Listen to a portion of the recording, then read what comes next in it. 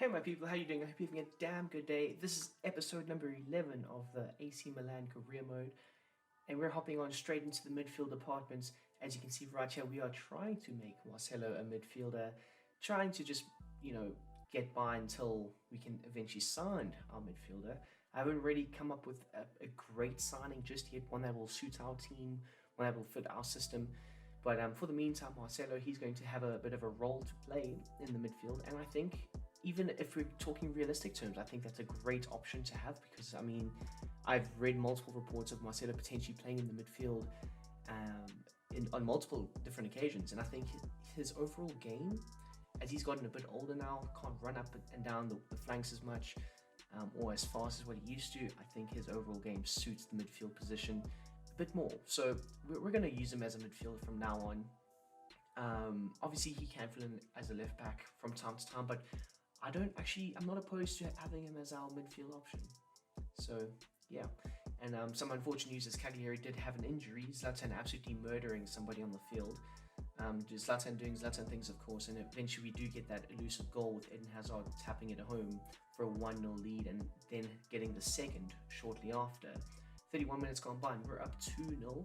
And yeah, you're going to see a lot in this episode. I mean, our youngsters do come up with some absolute banging goals. And speaking of banging goals, Marcelo from the midfield, striking it hard, striking it fast, keeping the keeper unaware, and doing a good job.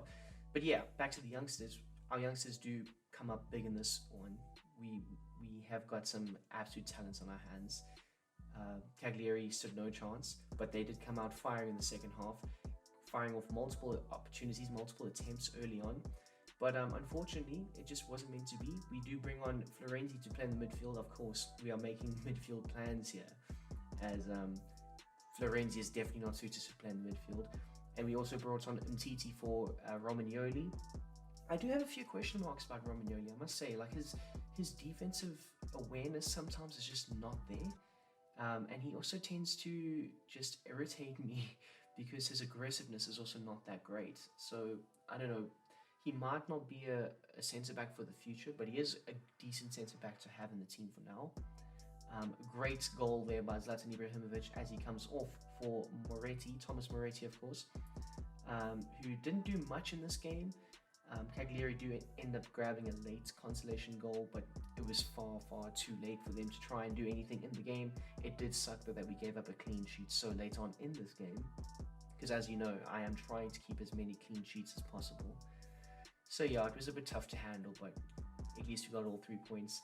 And we move on to Empoli, who in these opening 10 minutes were absolutely a house on fire. They came out swinging for the absolute heels, getting off crosses, getting off shots, and Mike McGann, he came up big for us. Excellent save right there, right now.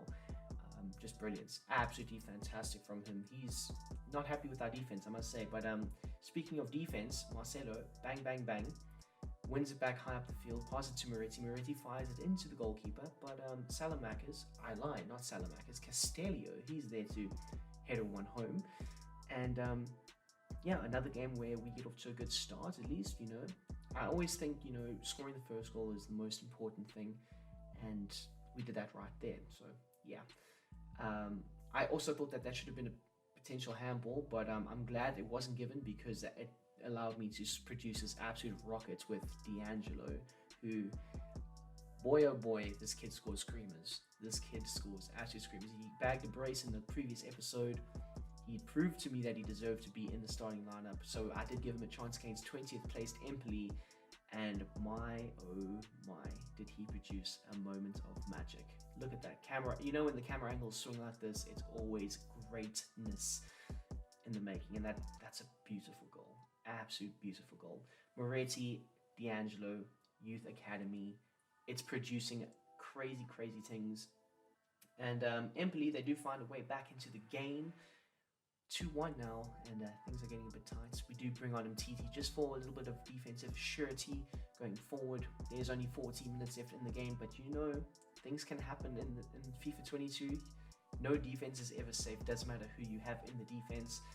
And just to kill things off here, great ball into Thomas Moretti, who smashes it low and hard past the goalkeeper to make it a 3-1 game. and technically an unassailable lead at this point. We also bring on Brahim just to make sure we can potentially create one or two more opportunities, but we would eventually see out the game 3-1 on the day. So it wasn't too bad. I think we're starting to click offensively, so that's good at least. And as you can see right here, I decided to go for 2 more scouts. We went for Belgium and Spain.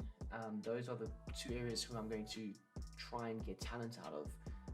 I thought with the rich Belgium and Spanish nationalities within the team already, apart from the Italians, I thought maybe getting a few others would be quite cool, could be quite nice.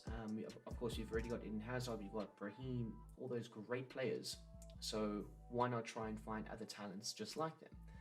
Now we move into the quarterfinals against Piemonte Calcio at Juventus Stadium, of course. And yeah, it was a very, very crazy affair. I thought of potentially buying, because at this point I had a player in mind of who I wanted to buy to slot into the midfield, but I held out a bit because is it really going to happen that you bring in a player and start him against probably the best team in Italy? Not really.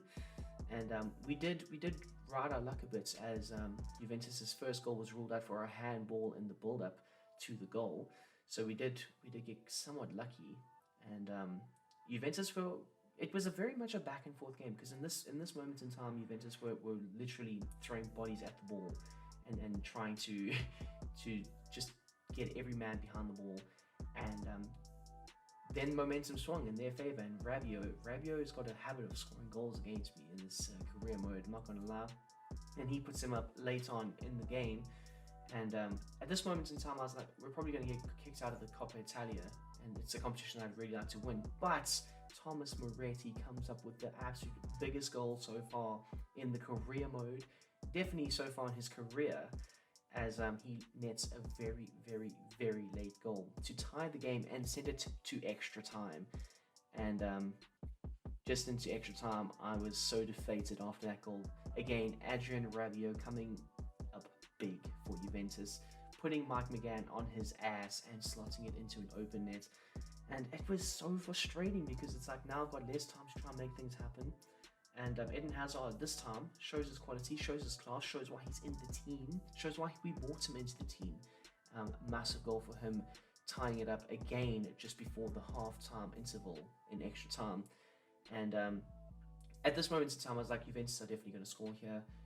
Vlahovic should have probably made it 3-2 in that moment, but did not. Luckily, Mike McGann equal to it, threw his every limb at it, and it then sets up this absolute clutch moment in the career mode so far, as potential future captain Andrea Tonali smashes it home, roofing it into the net, if that makes sense, smashing it into the roof of the net, I should say. And probably the final kick of the game, it was an absolute stoppage time screamer. Szczesny had no chance whatsoever. I think that ball would have exploded through the net if it allowed it to happen in FIFA. But he hit that so well, so hard. Keeper stood no chance, like I said. And we are winning this game 3-2 late on. And like I say, it was the last kick of the game. So we were essentially through at this point to the semi-finals of the Coppa Italia. And you can see how empty it is. You can see how happy I am. I was like, oh goodness me, we got away with one, because we did not play that well in normal time. We played exceptionally well in extra time. And it was a few heroes that were made in the squad, Moretti being one of them. Moretti is about to be a special player in this career mode, along with Tonali, who are those are these 2 players who I will not sell throughout this career mode. I can guarantee it. So yeah, what a game. My heart was in my throat in the build up to the Tonali final banger. I just wanted to beat Juventus, because I think after that there aren't any other good teams in the semis or the finals.